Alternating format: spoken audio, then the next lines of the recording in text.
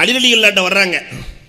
எங்கள் தகப்பனார் இப்படி சொல்லிட்டு மூத்தா போயிட்டாரு, இவருக்கு பாதி ஒட்டகம் 17 பாதி கொடுக்க முடியுமா?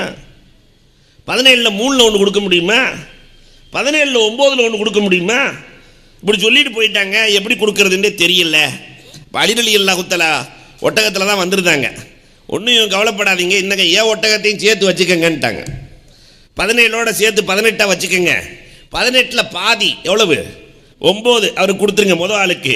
18 3 1, 18 3ஆல் வகுங்க 6, ரெண்டாவது ஆளுக்கு கொடுத்துருங்க. 18 9 1, 18 9ஆல் வகுங்க 2, மூணாவது ஆளுக்கு கொடுத்துருங்க. கூட்டி பாருங்க, முதல் ஆளுக்கு 9, ரெண்டாவது ஆளுக்கு 6, 9 6 15, மூணாவது ஆளுக்கு 2 17. ஏன் ஒட்டகத்தை கொடுங்க, அஸ்ஸலாமு அலைக்கும் போயிட்டாங்க.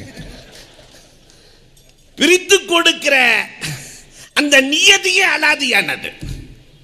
இதுதான் அலி ரலியல்லாஹு தஆலா